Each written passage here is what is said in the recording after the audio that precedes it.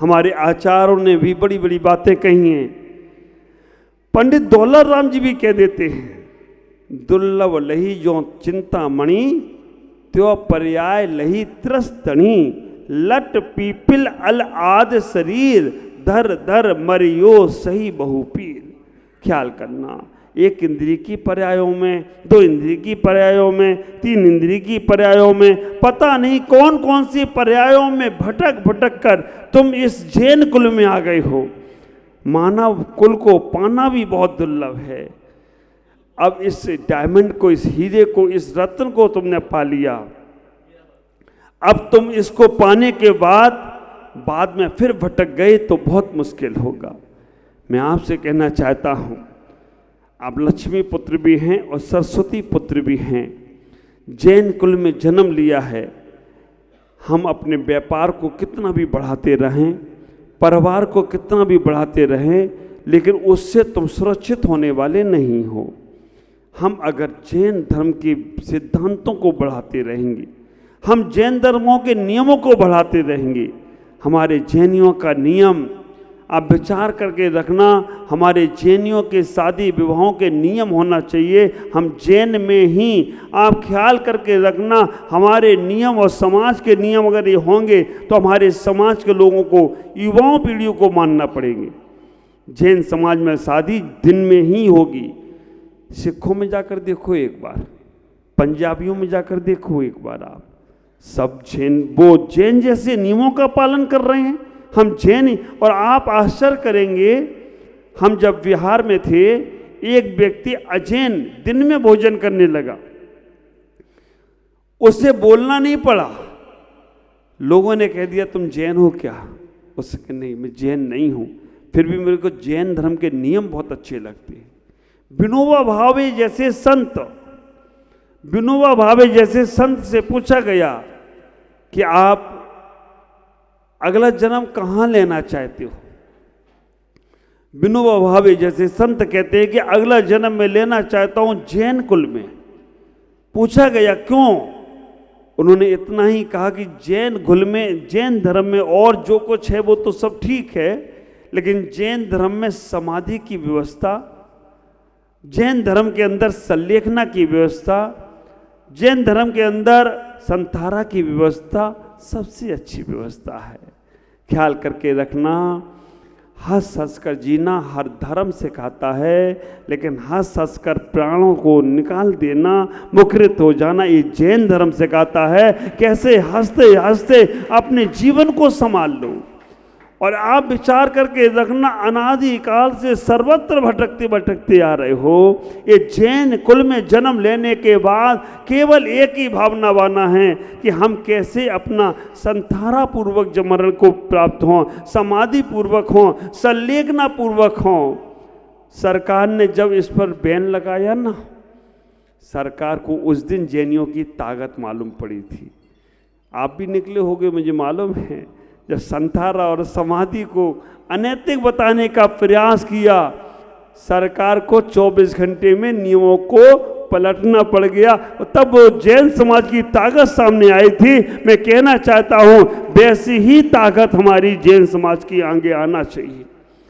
आज हमारे उपाश्रय या मंदिर या तीर्थों पर या संतों पर जो आक्रमण हो रहा है, उसके लिए हमें जैन समाज को हमेशा अग्रणी रहना चाहिए।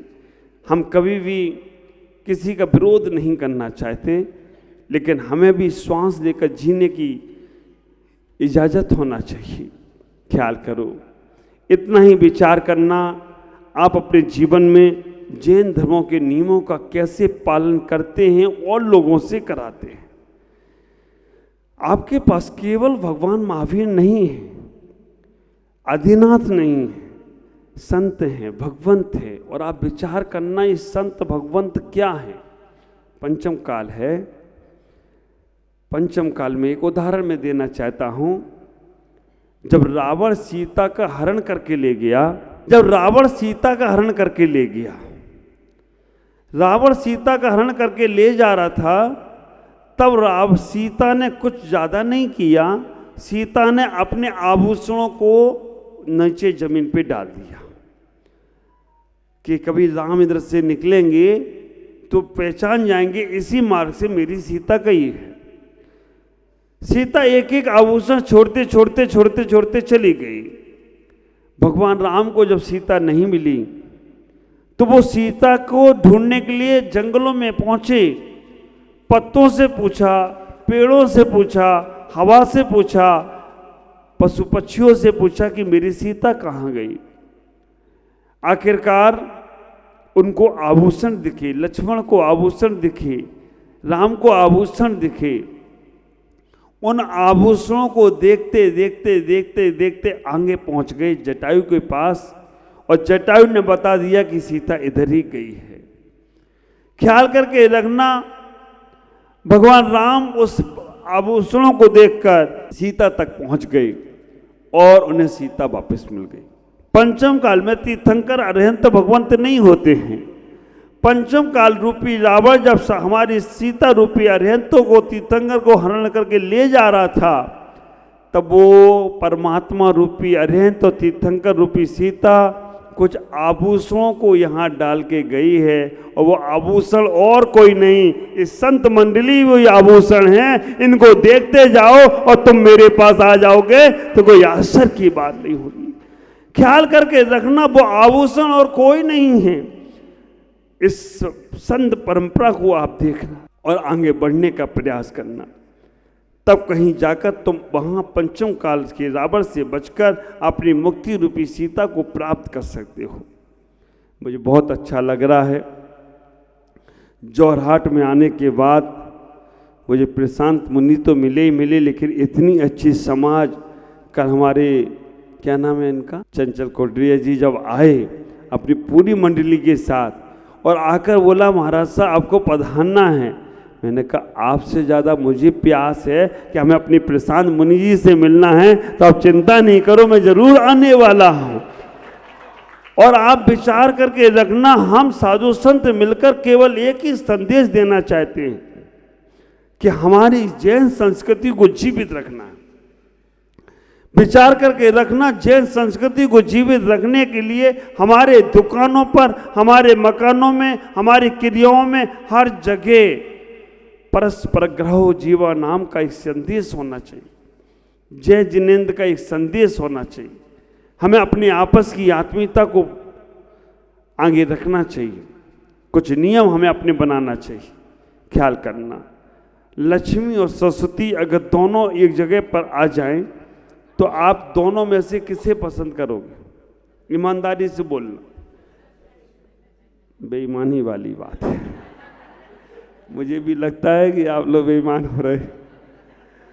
हाँ, लक्ष्मी और सरस्वती दोनों एक जगह पे आ जाए विक्की भाई, आप विचार करके रखना, लक्ष्मी और सरस्वती दोनों एक जगह पे आ जाएं। देखो, एक संप्रदाय ऐसा है जहां लक्ष्मी की कृपा है, एक संप्रदाय ऐसा है जहां पर सरस्वती की कृपा है। जिसके पास सरस्वती है उसके पास लक्ष्मी नहीं है, और जिसके पास लक्ष्मी है उसके पास सरस्वती नहीं है।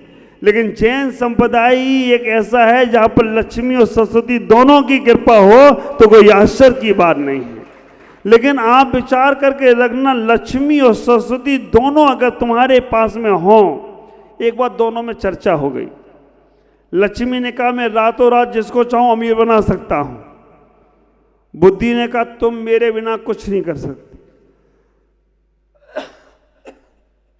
ठीक है, दोनों की परीक्षाएं। लक्ष्मी ने कहा कि मैं रातों रात अमीर बना दूंगा जिसको चाहूं। लक्ष्मी ने, बुद्धि ने कहा बना के देखो। लक्ष्मी ने बहुत सारा सोना, दो आदमी सामने से निकल रहे थे, उनके सामने रख दिया। ये लेके जाएंगे और रातों रात अमीर बन जाएंगे। थोड़ी दूर पर थे वो आदमी, और जैसे ही वहां सोना चांदी बहुत हीरे जवाहरात रख दिए, इसको मिलने के बाद अब कौन नहीं होगा, रातों रात अमीर हो जाएगा। लेकिन जैसे ही वो वहां सामने आने लगे, दोनों ने आपस में बात की, अगर हम लोगों की आंखों की रोशनी चली जाए, बुढ़ापा आ जाए, तो हम लोग कैसे चलेंगे? उन्होंने क्या अभ्यास करके देख लेती है। आंख बंद करके अभ्यास करा, मालूम पड़ा वो सब पत्थर की रूप पर रह गए, वो आगे निकल गए। लक्ष्मी ने माथा ठोका, इन मूर्खों को मैंने सब दिया था, लेकिन इनकी बुद्धि तो देखो, ये बुढ़ापे की अभी से सोचने लगे। अब बारी थी बुद्धि की। बुद्धि ने उन्हें कुछ नहीं किया, एक सामान सा पत्थर उनके हाथ में पड़ गया। आप विचार करके रखना, सामान सा पत्थर उनके हाथ में पड़ गया और बुद्धि ने इतनी बुद्धि घुमाई कि इस पत्थर को ले जाकर कहीं अच्छे व्यक्ति को दे दो। ऐसा पत्थर जो भूतों न भविष्य कहीं मिलेगा ही नहीं। और बुद्धि ने पत्थर को उनके अच्छे के पास पहुंचा दिया, राजा के पास पहुंचा दिया। रातों रात उसकी किस्मत बदल गई। आप भी विचार करना, लक्ष्मी और सरस्वती दोनों अगर आपके पास आ जाएं तो आप कह रहे हो सरस्वती को जरूर लेंगे, लेकिन हमारी पैसे देख कर नीयत खराब हो जाती है ना। आप विचार करना, लेकिन दोनों आपको संदेश तो दे रहे हैं। लक्ष्मी भी संदेश दे रही है और सरस्वती भी संदेश दे रही है। लक्ष्मी खड़ी है, वो संदेश दे रही है कि मुझ पे ज़्यादा भरोसा नहीं करना, मैं खड़ी हूँ, खड़ी खड़ी चली जाऊंगी।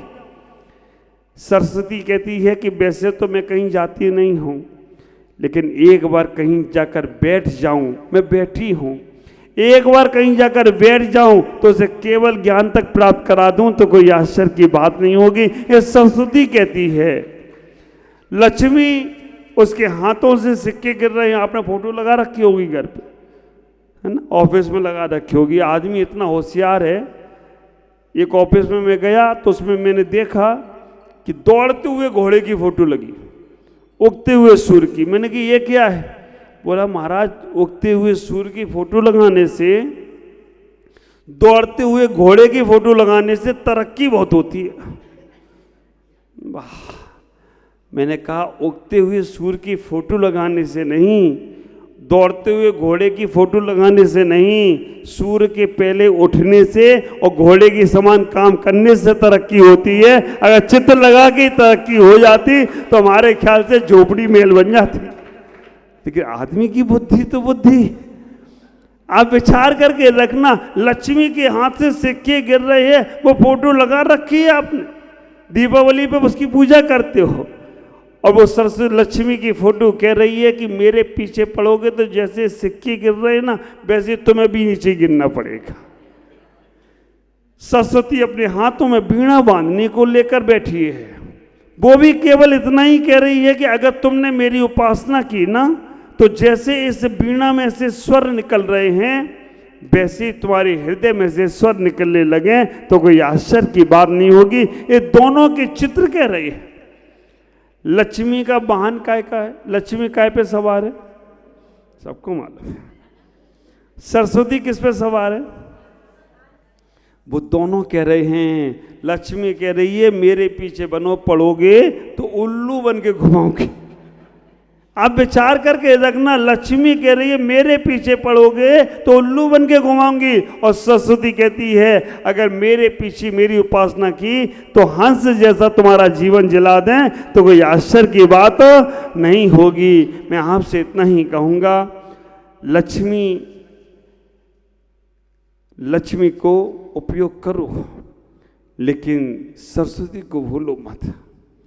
लक्ष्मी हमारे जीवन में जरूरी है, लेकिन सरस्वती पुत्र अगर तुम बन गए, लक्ष्मी तुम्हें करोड़पति अरबपति बना सकती है, खरबपति बना सकती है। लेकिन एक बात का ख्याल करना, लक्ष्मी तुम्हें अरबपति खरबपति बनाएगी। अगर सरस्वती की उपासना की तो तुम अनंतपति बन जाओ तो कोई आश्चर्य की बात नहीं है। सरस्वती वो तुम्हारे अंदर कला सिखाने वाली है। संसार के सुख और दुख केवल बाह्य में हैं। सरस्वती की कृपा जिन पे बरसती है उनका आनंद ही कुछ अलग होता है। जैन समाज आज दोनों, और मैं तो कहूँगा एक ही है, हमने दो भागों में बांट दिया है। हम लोगों को मिलकर अच्छे कार्य करना है। जोरहाट के अंदर कोई इतना बहुत अच्छा कार्य करे जिससे जोरहाट समाज का वर्चस्व सब तरफ फैलना चाहिए। अदर समाज को भी बहुत अच्छे से उनको पता चलना चाहिए। और जोरहाट समाज जहाँ सारे देवी देवता एक साथ बैठे हैं, कल मारवाड़ी समाज का एक सम्मेलन यहाँ होगा, उसमें मैं कुछ बात रखूँगा। लेकिन मैं इतना ही कहना चाहूँगा कि आप सब लोग जैसे यहाँ वो बैठे हैं, वहाँ पर हम सब लोगों को अपनी मानसिकताओं को एक बनाकर कोई अच्छे कार्यों का एक महत्वपूर्ण अंग हमें दिखाना चाहिए, जिससे हमारा जीवन मंगलमय होता चला जाए। और इतना ही कहूँगा कि आप सबकी मानसिकताएं, आप सबकी भावनाएं, आप सबकी इच्छाएं हम साधु संतों को सुनने की हैं। प्रदीप भाई बहुत लगे हैं यहाँ पर, महाराज जी ज़्यादा रुकना चाहिए, ज़्यादा रुकना चाहिए। आप लोगों की क्या इच्छा है? हम लोग यहाँ आए, आप लोगों को कैसा लगा? 4 तारीख को महाराज जी का चातुर्मास खुलने वाला है, प्रशांत मुनि जी का। अगर जोरहाट में इनका चातुर्मास हो जाए तो कैसा रहेगा? अच्छा, मेरा चातुर्मास जो कलकत्ता होने वाला है, अगर मैं यहीं जोरहाट में फाइनल कर दूं तो कैसा रहेगा? ईमानदारी से बोलना। महाराज अब कुछ ज़्यादा हो गया है। आपसे इतना ही कहूँगा कि यहाँ पर मैं अभी हूँ आप लोगों के बीच में 2-3 दिन हूँ, लेकिन इन 2-3 दिन में इतनी भक्ति करो, इतनी भक्ति करो कि मैं जहाँ जहाँ जाऊँ, महाराज साहब जहाँ जहाँ जाएं, केवल एक ही नाम याद रहे कि आसाम में अगर कोई समाज है तो जोरहाट की समाज है, जो तहे दिल से गुरुओं की भक्ति करती है, एकजुट होकर एक चीज सम्मेलन करती है और आत्मीयता प्रेम का व्यवहार करती है। इतना अगर आपने अपने जीवन में बनाया तो हम लोगों के अंदर जोरहाट, आज पहली बार आया हूँ, है ना, जोरहाट में मुस्कुराहट देखने आया हूँ, तुम्हारी घबराहट दूर करने आया हूँ। महाराज आ रहे, महाराज आ रहे, ऐसे घबरा जाते हो कि पूछो मत। तुम्हारी घबराहट दूर हो, तुम्हारे चेहरों पर मुस्कुराहट हो और तुम्हारे जीवन में परमात्मा से कर मुलाकात हो, हम संतों की बात हो और आत्मीयता की आहट हो, तभी तुम्हारा जोरहाट में रहना सार्थक हो सकता है। अगर तुम्हारे अंदर ये बातें हैं तो तुम्हारा जीवन मंगल में होगा। आज इतना ही कहूँगा, आप अपने जीवन को बहुत आनंद में बनाएं, बहुत भक्ति में बनाएं, बहुत श्रद्धाओं के साथ बनाएं। कल विशेष चर्चा जो भी और होगी तो वो करूँगा। और परसों 31 तारीख को मेरे गुरुदेव आचार्य भगवान पुष्पदंत सागर जी महाराज, जिनकी कृपा हम बच्चों पे हमेशा बरसती है, मैं तो हमेशा इतना ही कहता हूँ, जो दूसरों को उतारें उन्हें संत कहते हैं, जो दूसरों को मार्ग बताएं उन्हें अरिहंत कहते हैं, जो न स्वयं तरें न दूसरों को उतारें उन्हें क्या संत कहते हैं, और जो हम सबकी नैया पार लगा दें उन्हें गुरु पुष्पदंत कहते हैं। जो हम सबकी नैया पार लगा दें, ऐसे गुरुदेव का 45वां मुनि दीक्षा महोत्सव। आप विचार करना, बहुत से लोग सोचते थे कि हमारे यहाँ मनाएंगे, हमारे यहाँ गुरुदेव का जब दीक्षा महोत्सव मनाएंगे, लेकिन जोरहाट की माटी का पुण्य था कि गुरुदेव का यहाँ पर मुनि दीक्षा महोत्सव, और हमारा ही नहीं, हमारे प्रशांत मुनि जी भी, महाप्रज्ञ जी का क्या होने वाला है, मर्यादा महोत्सव, इस पवित्र भूमि को उन्होंने चुना है। ये दोनों फंक्शन, दोनों उत्सव गुरुओं के उत्सव हैं। मैं सोचता हूँ कल परसों मैं आपको जवाब देता हूँ। आज इतना ही कहूँगा कि आपकी यही आत्मीयता, यही चेहरे हमें रोज दिखना चाहिए। आज इतना ही। ओम नमः जगन्नाथ।